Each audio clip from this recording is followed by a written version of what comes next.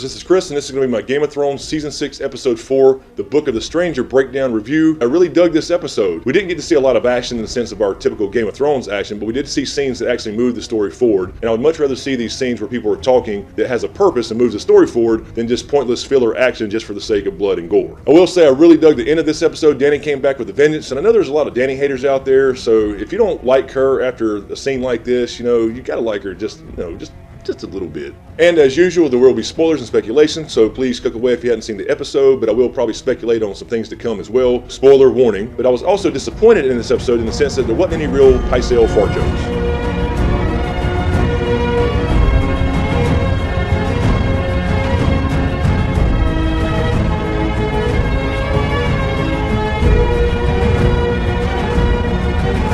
So let's jump right in. We start at Castle Black, and Jon Snow is packing his shit. He's ready to get the hell up out of there. He's going south just to get warm somewhere. I mean, he's been stuck up there 5 seasons, so I don't blame him. Anyway, his good friend Eddie tries to talk him out of it, saying, what are we going to do now? And he's like, look, man, I'm getting the hell up out of here. I died. I'm free of my vows. And then we had Davos and Mel talking, and he's like, what are you going to do now? And she's like, I'm going to follow Jon Snow wherever he goes because he is the prince that was promised. So she's called him the prince that was promised now twice in as many episodes, so that means she's now stuck with him like a bad case of herpes. And then we have Brienne and Pod escorting Sansa back to the gates of Castle Black. Apparently the Night's Watch has already repaired the gate that 1-1 Waka 1-1 broke down. And I was still up in the air about the whole Stark reunion thing. I knew it would happen eventually, but I didn't think it would happen this soon. So Sansa and Jon, 2 Starks, actually have a fucking reunion. Stark reunion!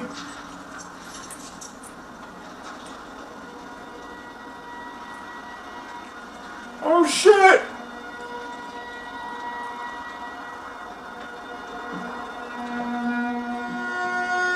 They actually let it happen!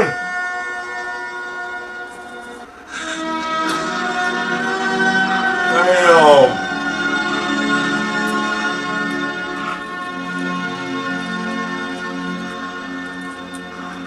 I don't want to cry. They haven't been together since season 1, although when you think back to it, Sansa and Jon were never that close anyway, so I'll be a lot more hyped up whenever we get to the point where Jon meets Arya again, or Sansa and Arya meet again, or perhaps Rickon if he survives. But I gotta say, it was awesome again to see 2 Starks back together in the same place at the same damn time. And also I thought this line was very interesting when Sansa was talking to Jon having her cup of soup, when she said to Jon, don't you wish we could go back to the day we left? I want to scream at myself, don't go you idiot. I thought that was pretty damn interesting because I believe we know somebody that might be able to actually do that. So as Mel and Davos continue to talk, Brienne comes up and makes things a little bit awkward by saying that she's the one who actually executed Stannis. Davos wasn't really aware of what went down, and that's when he was starting to ask about Shireen as well, so he hadn't found out the details of that yet. So I'm assuming here that when they start marching south with Jon and Sansa to start rallying the northern houses against the Boltons, that they will likely come across the area where Stannis was camped. We did see that in the teaser trailer, so I'm thinking here that he will likely find the stag that Davos carved for Shireen before she was killed, and that's going to bring back some of that tension that Melisandre and Davos had before. So then we go to the Vale and see that little shit Robin practicing his bow and arrow skills. Nunchuck skills, bow hunting skills, computer hacking skills. Girls only want boyfriends who have great skills. He couldn't hit the broadside of a barn. Hell, he couldn't hit water if he fell out of a boat. And our favorite schemer Littlefinger comes up in his wagon, and he basically immediately starts his scheming and plotting by basically turning House Royce against Robin and kind of talking Robin into giving him control of the army of the Vale, so he has basically secured his hold on the Vale here. And in my opinion, this will come in very, very handy in the battle for the North at just the right time. And then we head over to Meereen, and we have Tyrion, Missandei, and Grey Worm, and he's going to meet with the Masters. So we finally get to see Tyrion use his wit to get out of a bad situation, or at least buy some time, and Missandei and Grey Worm aren't happy about it. They obviously have been slaves, they know what it's like, so they just want to kill them all. But Tyrion understands the other side of the game where he realizes he can't just take off and take these cities back and leave Meereen wide open, but he's going to try some diplomacy here because he's kind of getting desperate. So he basically says, you know what, our queen didn't have a real good plan to replace slavery, and I know that was your profit motive, so we're going to give you 7 years to basically, wean yourself off slavery so you can find something to replace it as far as the financial aspect, and that's going to buy them some time here till Dany gets back, and she's coming back. And then we head over to Vaes Dothrak where Jorah and Daario have found Dany. I had said this in a previous video, Jorah kind of knew where to go anyway because he knows all the customs of the Dothraki. So they did arrive, and they planned on a little ninja mission, so they get rid of their weapons to walk in there as merchants, and they're going to find Dany in the middle of the night somehow and rescue her. And during this conversation, when they're getting rid of their weapons, Daario discovers that Jorah has grayscale, and he says, don't worry, I didn't touch you. So likely this will come up again when they get back in Meereen with Dany perhaps, but this is going to be a problem. And I think damn Daario's a problem anyway. And to be such a seasoned warrior from Essos, he doesn't seem to know shit about the Dothraki. And as they're planning their ninja mission, Dany is back in Vaes Dothrak in the temple of the Doshkalin. She says she's got to go take a piss, and she basically starts bonding with this one former Khaleesi. As Val and I mentioned in our prediction video, we thought she might start to bond with some of these people, but she basically says, you know what, I'll never run from the Dothraki, so she's got a plan. And then we head over to King's Landing, and we see Marjorie for the first time this season, and the High Sparrow gives her a speech about how all money is bad, and then lets her see Loras. She's not really falling for his bullshit right here, I think. She's in there basically telling Loras, hey, stay strong, or we're gonna get the hell up out of here. And then we come across a scene where Pycelle is kind of counseling Tommen about the High Sparrow. Cersei walks in and says, get the hell out. And Pycelle is not liking Cersei anymore. Not that he ever really did, but he did serve House Lannister. Pycelle leaves with a little smirk on his face, really slow. It took like 15 minutes for him to get out of the room. But he did stop and kind of smirk at Cersei like, fuck you, woman, I'm on the council whether you like it or not. And he didn't fart here, but I'm thinking he might have gave her a silent drive-by. And then we see Cersei and Jaime come into the small council chamber to meet Kevan Lannister and the Queen of Thorns, and they actually come to an agreement, and Cersei acts like she's on her side about Marjorie, and they do agree they need to bring in the Tyrell army against the Faith Militant. So this will definitely set up the war to come between the Faith Militant and the Tyrell army that Cersei's going to essentially be in charge of through Jaime. And then we come to Theon. He's headed back home to Pike, the Iron Islands, and apparently he took a magical carpet ride to a boat that arrived in Pike in about 24 hours. He goes in and talks with Yara. He's still very timid, although he is responding to Theon and not Reek. And Yara kind of gives him hell about, you know what, I wasted a lot of men coming to save you and you wouldn't come, you betrayed me. But he ends up saying, I don't want to rule, I want to support you in the Kingsmoot. So this is similar to the books as far as the Kingsmoot goes. Yara will be going against her brother Euron, although I don't think it's going to work out well for her, and that will lead to other storylines that probably tie in with Dany. And then we head to Winterfell, and Ramsay is in there having an apple, and they bring Osha in, and she's been all cleaned up, and when I saw the knife in his hand, I knew this was going to fucking happen. Oh, fuck, like that? So she tries to pull on Ramsay what she did on Theon a few seasons ago when Bran and them originally escaped Winterfell, and tries to seduce him. She tried to go out like a champ and take Ramsay out. Now I did expect Osha to die, as I've said in a few videos now, and I think Rickon's in trouble too. We'll see how long he lasts. But honestly, I didn't expect it to go quite like this, although she did go out still trying to protect Rickon as far as the real enemy being Ramsay. So then we head back up to Castle Black, and we have a big meal going on, and Tormund Giantsbane sitting there kind of staring all up on Brienne. I've been alone with you inside my mind, and in my dreams I've kissed your lips 1,000 times.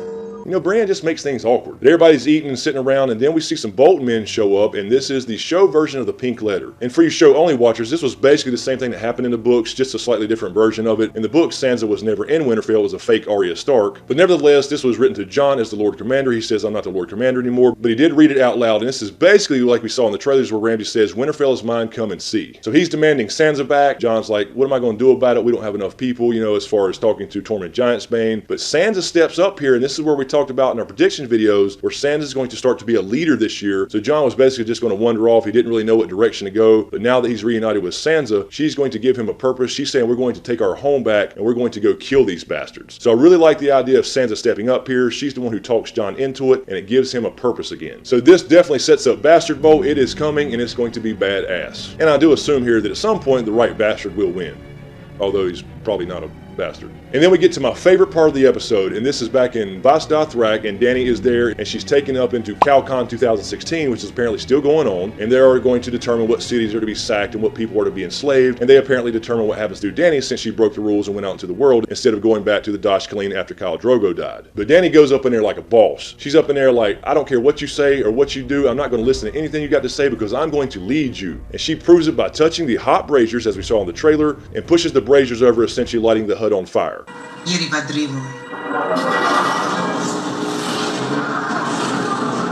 shit! She burns it down?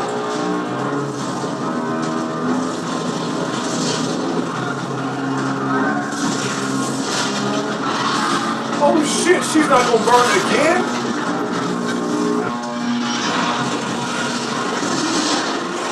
Oh, damn! I got to say, that shit's badass. She's gonna walk right out that motherfucker.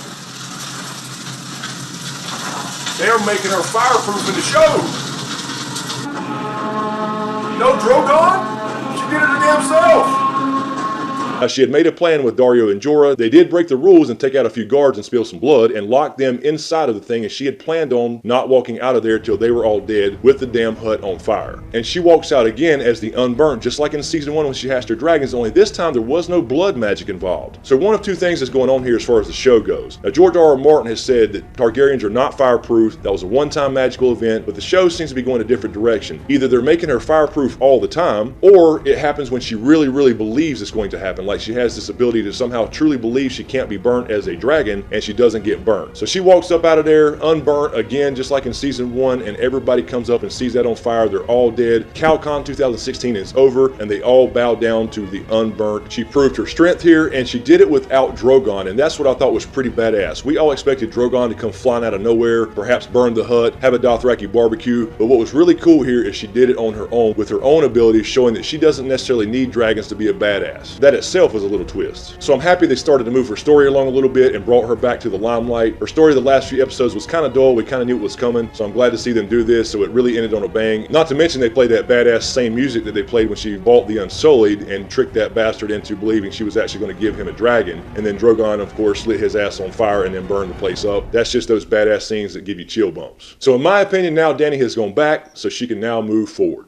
So anyway, that was the episode, guys. It was pretty short and sweet this time, but it was pretty straightforward because there wasn't a lot of filler in this episode, like I said before. So overall, this was a pretty damn good episode, even though, again, there wasn't a lot of that Game of Thrones action we all craved like we saw last week with the Tower of Joy. But you can't have that in every single episode. Believe me, there's a lot more coming. And before I wrap this up, I'd like to give a special shout out to a fairly new channel, Tale Foundry. If you dig fiction and storytelling, and even the components that go into storytelling, such as characters, how they're developed, even the worlds they're immersed in, and the culture that makes them who they are, they have really cool, high-quality videos. They even have cool months where they do themes. For example, last month was a Game of Thrones theme, and they talked about Game of Thrones, why it's important and why it appeals to us so much, how it was kind of built, and then even have their own short stories using that information for that month. So please check them out if you like that kind of stuff. I'll leave a link to that in the description below. Also, I will be getting back to Q&As this week. I apologize. I meant to get one out last week, but I had a lot of stuff in real life to take place that I just couldn't get to it. I will be starting those again this week, so feel free to leave your questions in the comments below. In the meantime, you can click here to check out my last video, which was the Game of Thrones Season 6 Episode 3 review. And speaking of Q&As, you can also click here for the last Q&A I did with James from Daily Useless Sports Trivia, where he read all questions of me from you guys in kind of a different format that I wanted to try. So check those out, let me know what you think. And also, before I wrap this up, I want to give a special thank you to all my patrons on Patreon. So I definitely want to thank my smokescreen producers, and I apologize if I somehow butcher your name. But special thanks to Darren, Gregor McGinley, Red River Giant, Jennifer Walter, Murph Dog, Alec, Just Being Nosy, John Erickson, Taylor Royal, Jose Calvo, Mark Joseph aka The Snow in Winterfell, Ali, R. Slayer, and Jamal C. Thank you guys so much. I really, really appreciate it. You have no idea how it helps. So anyway, guys, let me know what you think in the comments below about episode 4. Overall, I thought it was a really, really good episode. It did move the story forward, and I was really, really happy to see Dany get back on her feet again. So again, remember Quaithe, she has gone backwards, now she can go forward. So as usual, guys, thank you for all the support. Be sure to subscribe to get everything. Be sure to share and give this video a like if you dig what I do here. Thanks for watching, you guys, and we'll see you next time.